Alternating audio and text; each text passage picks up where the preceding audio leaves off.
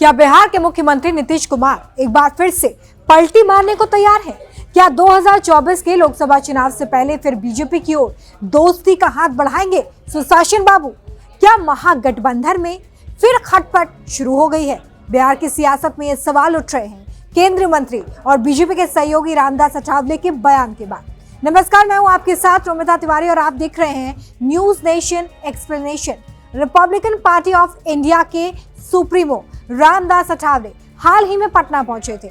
पत्रकारों से बातचीत में अठावले ने यह कहा कि नीतीश कुमार कभी भी एनडीए में लौट सकते हैं। नीतीश हमारे हैं और कभी भी हमारे पास आ सकते हैं। एनडीए के भीतर नीतीश बाबू की कमी हमेशा महसूस की जाती रही है। वह एक अच्छे दोस्त हैं, लंबे समय तक एनडीए का हिस्सा रहे हैं। उनकी कार्यशैली एनडीए के अनुकूल है और एनडीए के साथ रहते हुए उन्होंने अपने शासनकाल में बिहार का बहुत विकास किया है।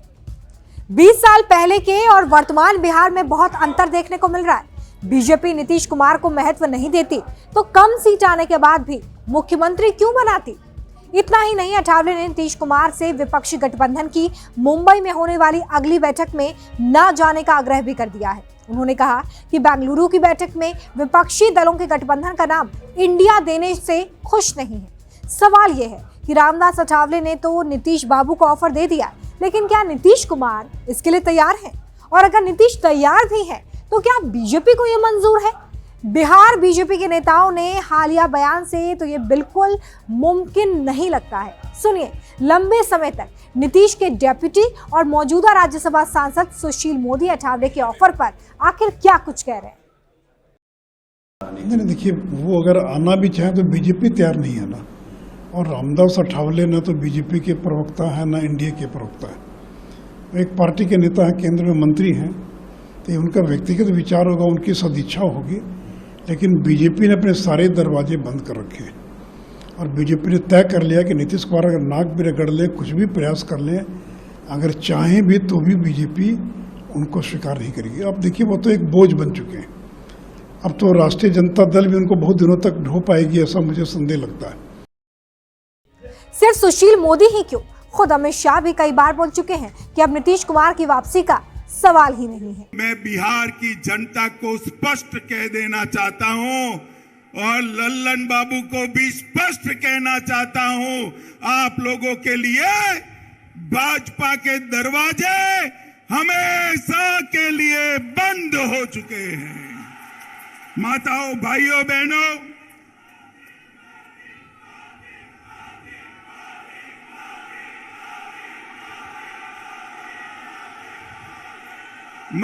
भाइयों, बहनों, आपके नारे बता रहे हैं, जनता भी चाहती है कि अब नीतीश बाबू को वापिस न लिया जाए। यही चाहते हैं ना आप? यही चाहते हैं ना?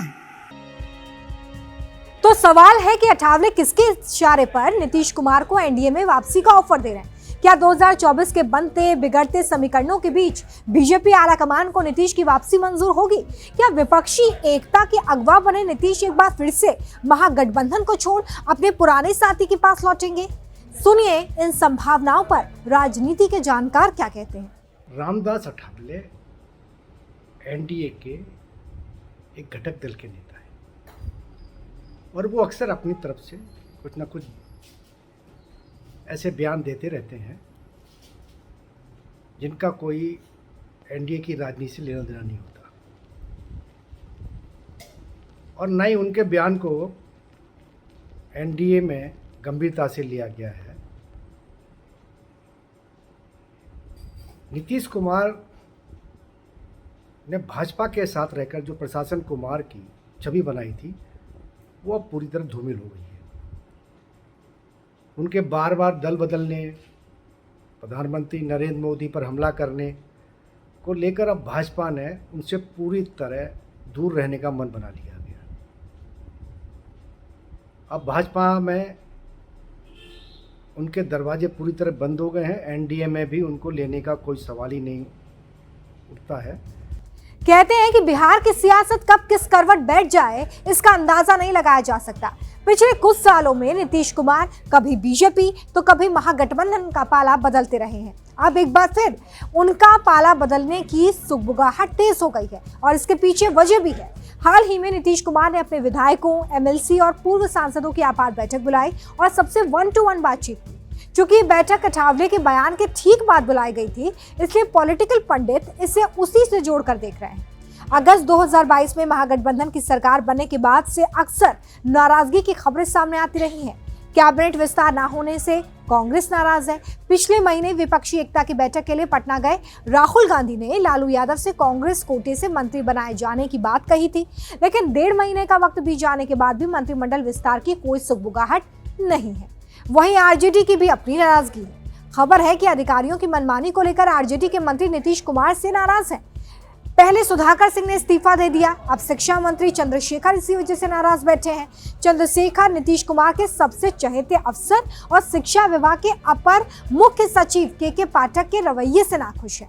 हाल ही में जेडीयू और आरजेडी के बीच खटपट की एक और खबर तब सामने आई जब नीतीश कुमार ने तेजस्वी यादव के करीबी मंत्री का फैसला पलट दिया।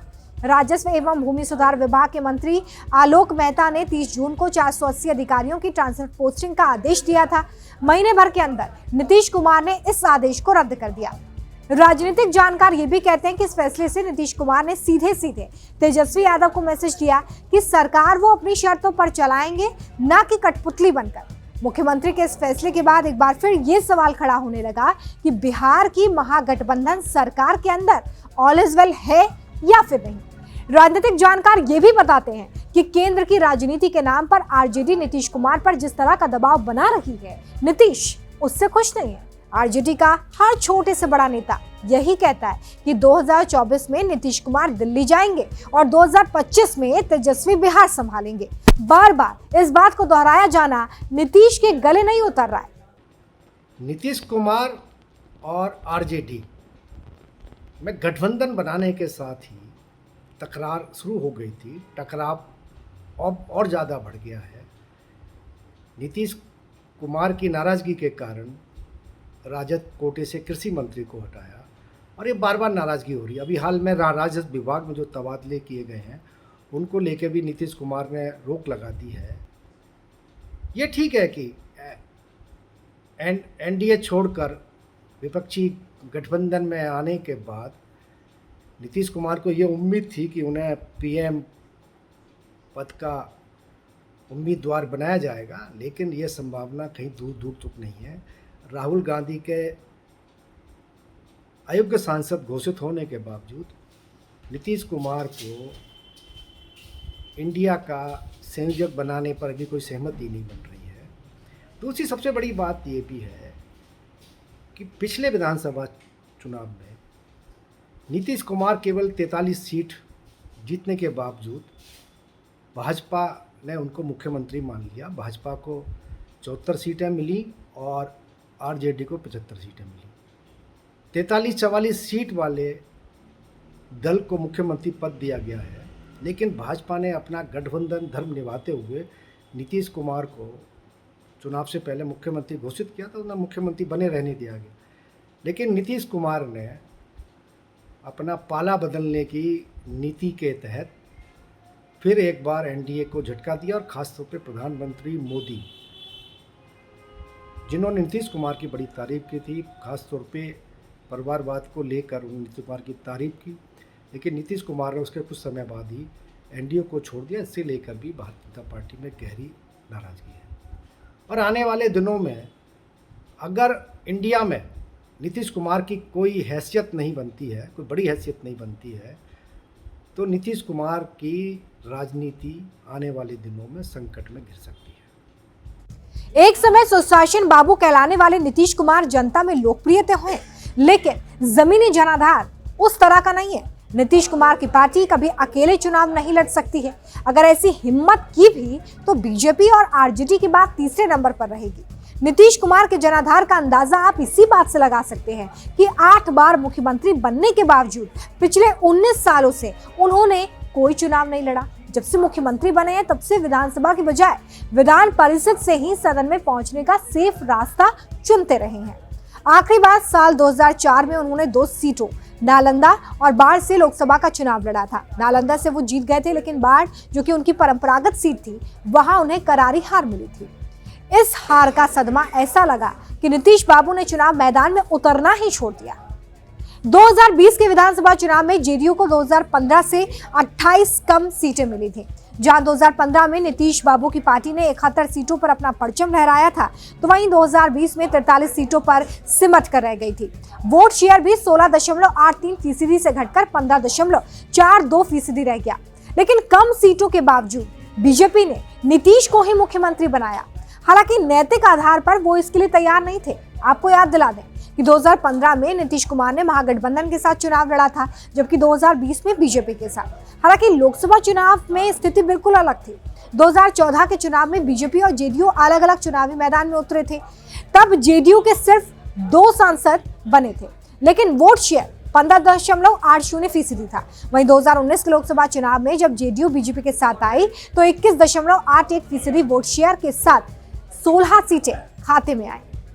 नीतीश कुमार पिछले 18 साल से बिहार के मुख्यमंत्री हैं, जिसमें करीब 15 साल उन्होंने बीजेपी के साथ सरकार चलाई है। ऐसे में एक बार फिर ये अटकलें लग रही हैं, तो इसमें हैरानी की कोई बात नहीं है। नीतीश कुमार का इतिहास भी बताता है कि मौका देखते ही सियासी पलटी मारने में वो कभी देरी नहीं करते। खासकर बिहार का जो जातिगत समीकरण है, उसमें तो नीतीश कुमार के हर हाल में सहयोगी जरूर है, चाहे वो महागठबंधन हो या फिर बीजेपी। इस रिपोर्ट में इतना ही। अगले एपिसोड में फिर ऐसी ही किसी बड़ी सियासी खबर के साथ हाजिर होंगे। तब तक के लिए आप हमारे वीडियो पर कमेंट करके अपनी राय दीजिए और न्यूज़ नेशन के डिजिटल प्लेटफॉर्म को सब्सक्राइब कीजिए।